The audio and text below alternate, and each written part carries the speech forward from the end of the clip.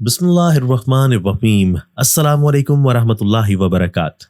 محترم ناظرین، نبی کریم صلی اللہ علیہ وآلہ وسلم نے دانتوں سے ناخن کاٹنے سے اور نبی کریم صلی اللہ علیہ وآلہ وسلم نے حمام یعنی غسل خانے میں مسواک کرنے اور رفع حاجت کی جگہ یعنی ٹوائلٹ میں تھوکنے سے منع کیوں فرمایا ہے؟ ناظرین کرام، جیسا کہ ہم جانتے ہیں کہ جن کاموں کے کرنے کا حکم اللہ اور اس کے رسول صلی اللہ علیہ وآلہ وسلم نے فرمایا، ان کے کرنے میں دنیا و آخرت دونوں کی بھلائی ہے، اور جن سے منع فرمایا ہے ان کے کرنے سے ذلت و رسوائی انسان کا مقدر بن جاتی ہے۔ ناظرین، اپنے دانتوں سے ناخن کاٹنا ایک نہایت ہی عجیب اور غلیظ عمل ہے۔ اس عمل سے انسان ایک جاہل اور گوار انسان لگتا ہے، اور جو لوگ اس عمل کو انجام دے رہے ہوتے ہیں تو لوگ انہیں حقارت کی نظر سے دیکھتے ہیں، اور اس عمل کو لوگوں کے درمیان ایک معیوب عمل سمجھا جاتا ہے۔ اسی لیے ہمارے پیارے نبی حضرت محمد مصطفیٰ صلی اللہ علیہ وآلہ وسلم نے فرمایا ہے کہ اپنے دانتوں سے اپنے ناخن مت کاٹا کرو۔ اب اگر نبی کریم صلی اللہ علیہ وآلہ وسلم نے اس کام سے منع فرما دیا ہے تو ایک مسلمان ہونے کے ناطے ہمارا یہ فرض بنتا ہے کہ ہم اس عمل کو فوراً چھوڑ دیں۔ ہم سب یہ جانتے ہیں کہ جس بات سے اللہ اور اس کا رسول ہمیں روکتے ہیں اس میں کہیں نہ کہیں حکمت ضرور چھپی ہوتی ہے، اور اس کام کو انجام نہ دینے سے ہمیں ہی فائدہ ہوتا ہے۔ مثال کے طور پر اسلام میں سور کا گوشت حرام قرار دیا گیا ہے، لیکن سوچنے کی بات تو یہ ہے کہ اس کے حرام ہونے کی وجہ کیا ہے؟ تو ناظرین، اسلام اور جتنے بھی اللہ کی طرف سے اتاری گئی شریعتیں ہیں جیسے کہ عیسائیت، ان سب میں سور کے گوشت کو حرام قرار دیا گیا ہے، اور اس کی سب سے بڑی وجہ یہ ہے کہ اس کے گوشت میں سیچوریٹڈ فیٹ اور ٹرانس فیٹس زیادہ ہوتے ہیں، جو کہ صحت کے لیے سب سے زیادہ خطرے کا باعث بنتے ہیں۔ یعنی یہ فیٹس انسان کی صحت کو خراب کرتے ہیں، اور یہی نہیں بلکہ خنزیر کے گوشت کے استعمال سے کئی ساری بیماریاں جنم لیتی ہیں، جن میں موٹاپا، شوگر اور کینسر کی متعدد اقسام شامل ہیں۔ اور بات صرف یہاں تک محدود نہیں ہے، بلکہ اس سے اور بھی کئی ساری بیماریاں جنم لیتی ہیں، اور یہ بھی کہا جاتا ہے کہ خنزیر کا گوشت انسان کو بے غیرت بنا دیتا ہے۔ وہ اس لیے کہ انسان جو بھی چیز کھاتا ہے اس کا اثر انسان کے دل اور دماغ پر ہوتا ہے۔ اب خنزیر کی شکل ہی اتنی غلیظ اور ناقابل برداشت ہوتی ہے کہ اسے کھانا تو دور، اس کے قریب کھڑے ہونا بھی انسان معیوب سمجھتا ہے۔ یہ ایک نہایت ہی خونخوار، لالچی اور بدبودار جانور ہے، اس لیے اللہ اور اس کے رسول صلی اللہ علیہ وآلہ وسلم نے ہمیں اس کا گوشت کھانے سے منع فرمایا ہے۔ اس میں ہمارا ہی فائدہ ہوتا ہے۔ اب اگر رسول اللہ صلی اللہ علیہ وآلہ وسلم نے ہمیں اپنے ناخن دانتوں سے کاٹنے سے منع فرمایا ہے تو اس میں بھی کوئی نہ کوئی حکمت ضرور پوشیدہ ہوگی۔ اگر ہم انٹرنیٹ پر دیکھیں تو ہمیں کئی ساری ایسی بیماریاں مل جاتی ہیں جو ہمارے دانتوں سے ناخن کاٹنے کی وجہ سے جنم لیتی ہیں۔ مثال کے طور پر جب آپ اپنے ہاتھوں کی انگلیوں کے ناخن اپنے دانتوں سے کاٹ رہے ہوتے ہیں تو اس وجہ سے بیکٹیریا آپ کی انگلیوں سے آپ کے منہ میں منتقل ہو رہے ہوتے ہیں، جو کہ پیٹ کے درد کا سبب بنتی ہیں اور ہمارے ہاضمے کے سسٹم کو متاثر کرتا ہے۔ اس کے علاوہ دانتوں سے ناخن کاٹنے کی وجہ سے کئی سارے منہ کے مسائل بمشمول جبڑے میں درد اور مسوڑوں سے خون آنا بھی شامل ہے۔ ناظرین، دوسری چیز جس سے رسول اللہ صلی اللہ علیہ وآلہ وسلم نے منع فرمایا ہے وہ ہے حمام میں مسواک کرنا، یعنی کہ نہاتے وقت غسل خانے میں مسواک کرنا۔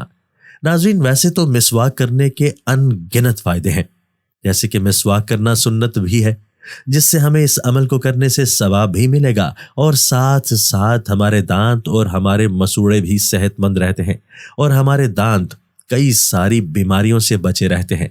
مگر رسول اللہ صلی اللہ علیہ وآلہ وسلم نے حمام میں یعنی غسل خانے میں مسواک کرنے سے منع فرمایا ہے۔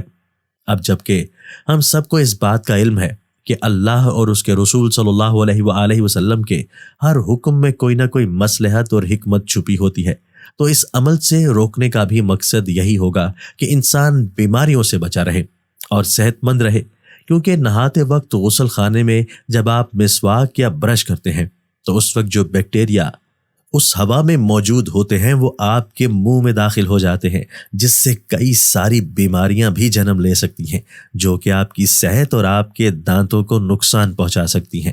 اور اگر آپ کے گھر میں حمام اور بیت الخلاء ایک ہی ہے یا ایک ساتھ ہی بنے ہوئے ہیں، یا تو آپ کو ہرگز اپنے دانت وہاں صاف نہیں کرنے چاہیے، کیونکہ اس ہوا میں اور بھی زیادہ بیکٹیریا اور بیماریاں ہوں گی، کیونکہ اس فضا میں پاخانے کے جراثیم بھی موجود ہوں گے جو کہ آپ کے دانتوں اور آپ کے جسم کے اعضاء کو نقصان پہنچا سکتے ہیں۔ اس لیے ایک مسلمان کو چاہیے کہ رسول اللہ صلی اللہ علیہ وآلہ وسلم کے احکامات پر عمل کرتے ہوئے ان کاموں کو انجام نہ دیں۔ آپ صلی اللہ علیہ وآلہ وسلم نے فرمایا، رفع حاجت کی جگہ ٹوائلٹ میں مت تھوکو۔ یہ حکم اپنے اندر دو حکمتیں رکھتا ہے۔ ٹوائلٹ میں تھوکنے سے بعد میں آنے والوں کو بھی تکلیف ہوتی ہے، اور دوسرا، ٹوائلٹس میں لاکھوں قسم کے جراثیم بھی ہوتے ہیں۔ جب ہم تھوکنے کے لیے منہ کھولتے ہیں تو یہ جراثیم ہمارے منہ میں پہنچ جاتے ہیں، یہ ہمارے لعاب دہن میں پرورش پاتے ہیں، یہ معدے اور پھیپھڑوں میں پہنچتے ہیں اور پھر یہ ہمیں بیمار کر دیتے ہیں۔ آپ کو یہ جان کر حیرانگی ہوگی، ہماری ناک جراثیم کو پھیپھڑوں تک نہیں جانے دیتی۔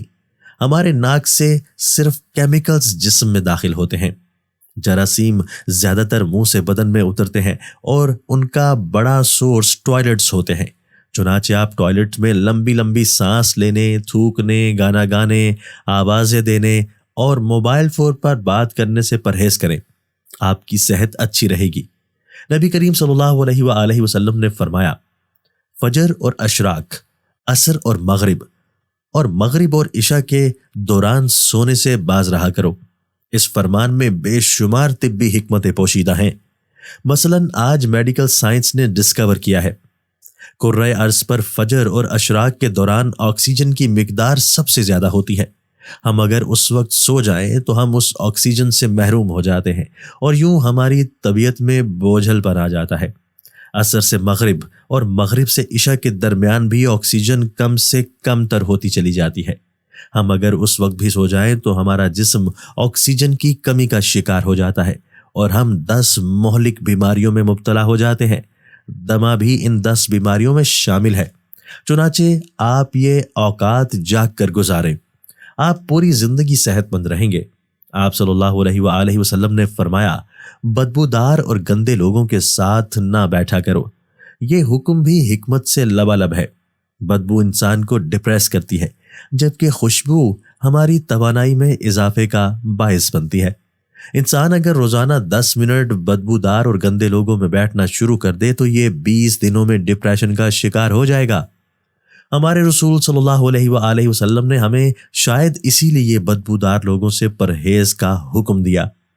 آپ صلی اللہ علیہ وآلہ وسلم نے فرمایا، ان لوگوں کے درمیان نہ سوئیں جو سونے سے قبل بری باتیں کرتے ہیں۔ آپ صلی اللہ علیہ وآلہ وسلم نے فرمایا، تم بائیں ہاتھ سے نہ کھاؤ۔ یہ فرمان بھی عین سائنسی ہے۔ ہمارے دماغ کے 2 حصے ہیں، دایاں اور بایاں۔ دایاں حصہ مثبت اور بایاں منفی ہوتا ہے۔ ہم جب اپنے جسم کو دائیں ہاتھ سے فیڈ کرتے ہیں تو ہماری مثبت سوچ مضبوط ہوتی ہے، اور ہم جب اپنے بدن کو بائیں ہاتھ سے کھلاتے ہیں تو ہماری منفی سوچ طاقتور ہوتی چلی جاتی ہے۔ آپ مشاہدہ کر لیں، آپ کو بائیں ہاتھ سے کھانے والے اکثر لوگ منفی ملیں گے، یا آپ کو ہمیشہ شکوہ، شکایت، غیبت اور دوسروں کو نقصان پہنچاتے نظر آئیں گے۔ حضور نبی کریم صلی اللہ علیہ وآلہ وسلم نے فرمایا، منہ سے کھانا نکال کر نہ کھاؤ۔ اللہ پاک سے دعا ہے کہ وہ ہمیں دین کی سمجھ بوجھ نصیب فرمائے، آمین۔ ناظرین، کمنٹ باکس میں اللہ تعالیٰ کے 99 ناموں میں سے ایک نام ضرور ٹائپ کریں۔ شکریہ۔